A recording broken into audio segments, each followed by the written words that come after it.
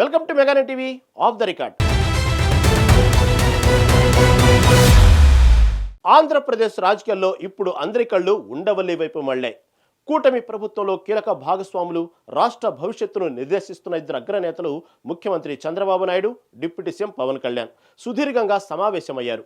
కేవలం నెల రోజుల వ్యవధిలోనే ఈ ఇద్దరు నేతలు ఏకాంతంగా భేటీ కావడం ఇప్పుడు పొలిటికల్ సర్కిల్లో హాట్ టాపిక్గా మారింది. అటు అసెంబ్లీ సమావేశాలు, ఇటు పాలనాపరమైన నిర్ణయాల మధ్య జరిగిన ఈ భేటీ వెనుక ఉన్న అసలు వ్యూహాలేంటి? కేవలం అభివృద్ధి పనుల కోసమే ఈ సమావేశమా, లేక రాజకీయ సమీకరణాలు మారబోతున్నాయా?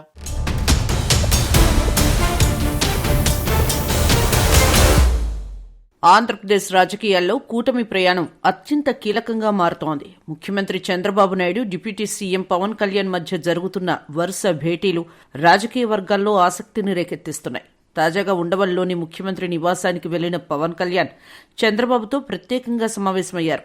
దాదాపు గంటకు పైగా ఈ ఇద్దరు నేతలు ఏకాంతంగా చర్చలు జరిపారు. ప్రస్తుత రాజకీయ పరిస్థితులు, ప్రభుత్వ ప్రాధాన్యతలపై వీరి మధ్య సుదీర్ఘ చర్చలు జరిగినట్లు తెలుస్తోంది.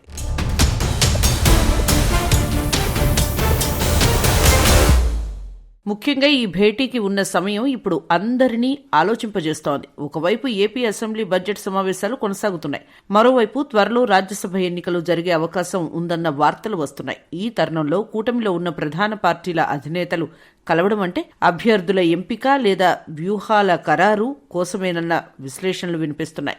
రాష్ట్ర ప్రయోజనాలే లక్ష్యంగా ముందుకు సాగుతున్న తరుణంలో రెండు పార్టీల మధ్య సమన్వయం మరింత పెంచడమే ఈ భేటీ ప్రధాన ఉద్దేశమని రాజకీయ పండితులు భావిస్తున్నారు. గత నెల రోజుల్లోనే ఈ ఇద్దరు నేతలు 2 సార్లు ఏకాంతంగా భేటీ కావడం గమనార్హం. సరిగ్గా గత నెల 4వ తేదీన చంద్రబాబు, పవన్ కళ్యాణ్ మధ్య ప్రత్యేక సమావేశం జరిగింది.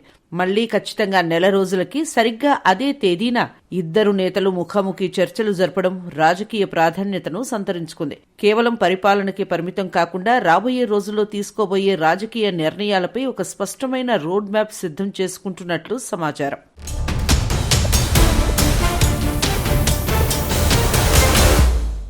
శాంతి భద్రతల అంశం, సంక్షేమ పథకాల అమలు, అలాగే నామినేటెడ్ పోస్టుల భర్తీ వంటి అంశాలు కూడా ఈ భేటీలో ప్రస్తావనకు వచ్చినట్లు తెలుస్తోంది.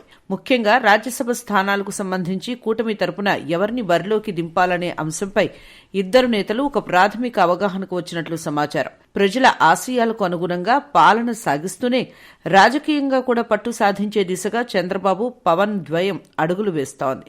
రాష్ట్ర రాజకీయాల్లో కూటమి ప్రభుత్వం కొలువుదీరినప్పటి నుంచి పాలనలో సరికొత్త ఒరవడి కనిపిస్తోంది. ముఖ్యంగా చంద్రబాబు నాయుడు, ఉప ముఖ్యమంత్రి పవన్ కళ్యాణ్ మధ్య ఉన్న కెమిస్ట్రీ అటు రాజకీయ వర్గాల్లోనూ ఇటు ప్రజల్లోనూ ఆసక్తి రేకెత్తిస్తోంది. కేవలం ప్రభుత్వ భాగస్వామిగానే కాకుండా చంద్రబాబుకు ఒక గట్టి మద్దతుదారుగా పవన్ కళ్యాణ్ నిలబడటం ఇప్పుడు హాట్ టాపిక్.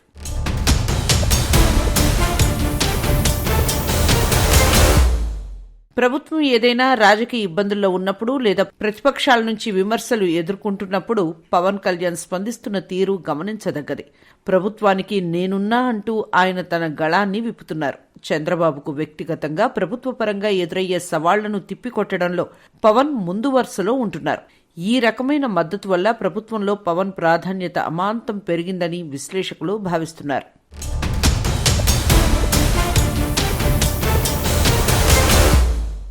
ఇక అసెంబ్లీ సమావేశాల్లో కూడా ఈ మార్పు స్పష్టంగా కనిపిస్తోంది. గతంలో ఎన్నడూ లేని విధంగా ముఖ్యమంత్రి తన తరపున లేదా ప్రభుత్వం తరపున కీలక అంశాలపై మాట్లాడే అవకాశాన్ని ఎక్కువగా పవన్ కళ్యాణ్కే అప్పగిస్తున్నారు. సంక్లిష్టమైన అంశాలపై వివరణ ఇవ్వాలన్నా, ప్రతిపక్షాలకు ధీటుగా సమాధానం చెప్పాలన్నా చంద్రబాబు పవన్ పైనే నమ్మకం ఉంచుతున్నారు. ఇది కూటమిలో ఉన్న ఐక్యతను చాటి చెప్పడమే కాకుండా పవన్ ను ప్రభుత్వానికి ఒక ప్రధాన ట్రబుల్ షూటర్ గా నిలబెడుతోంది. చంద్రబాబు అనుభవం, పవన్ కళ్యాణ్ ప్రజాకర్షణ కలగలిసి కూటమి ప్రభుత్వాన్ని బలంగా ముందుకు తీసుకెళ్తున్నాయి. కేవలం విధానపరమైన నిర్ణయాల్లోనే కాకుండా రాజకీయ వ్యూహాల్లోనూ వీరిద్దరి మధ్య ఉన్న సమన్వయం రాష్ట్ర రాజకీయ భవిష్యత్తును నిర్దేశిస్తోంది. పవన్ కు ఇస్తున్న ఈ ప్రాధాన్యత రాబోయే రోజుల్లో కూటమి బంధాన్ని మరింత దృఢతరం చేస్తుందని క్యాడర్ భావిస్తోంది.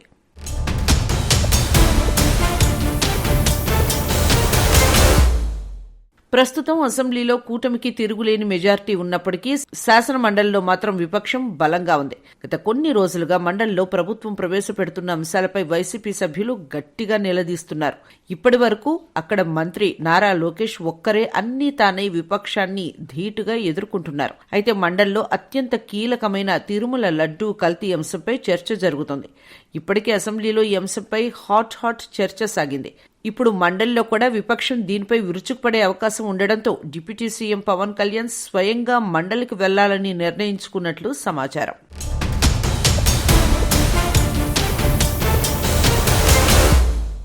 అసెంబ్లీలో కూటమి దూకుడు ప్రదర్శిస్తున్నా మండలిలో మాత్రం సీన్ రివర్స్ లో ఉంది. అక్కడ విపక్ష సభ్యుల సంఖ్య ఎక్కువగా ఉండడంతో ప్రభుత్వంపై ఒత్తిడి పెరుగుతోంది. ముఖ్యమంత్రి చంద్రబాబు, పవన్ కళ్యాణ్ ఇప్పటివరకు మండలి సమావేశాలకు హాజరు కాలేదు.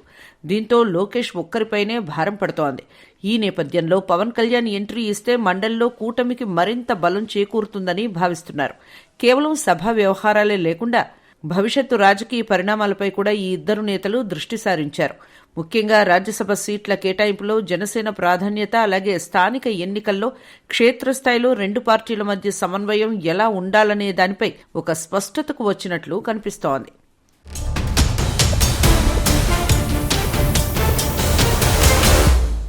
అయితే పవన్, చంద్రబాబు భేటీకి రాజకీయ ప్రాధాన్యం లేదని ప్రభుత్వ వర్గాలు చెబుతున్నాయి.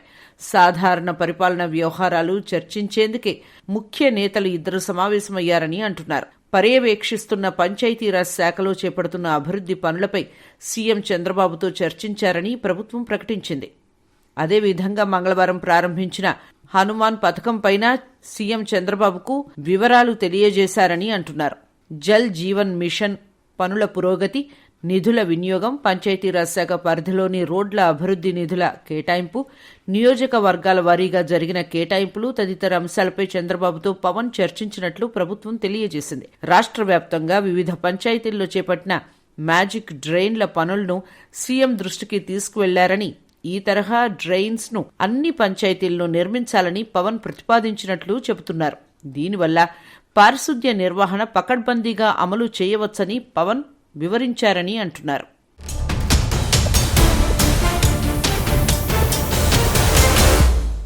మొత్తానికి చంద్రబాబు, పవన్ కళ్యాణ్ భేటీ అటు రాజకీయంగా, ఇటు పాలనాపరంగా రాష్ట్రంలో కొత్త చర్చకు తెరలేపింది. అటు అభివృద్ధి, ఇటు రాజకీయ వ్యూహాలను సమన్వయం చేసుకుంటూ కూటమి ప్రభుత్వం ముందుకు వెళ్లేలా ఈ ఇద్దరు నేతలు అడుగులు వేస్తున్నారు.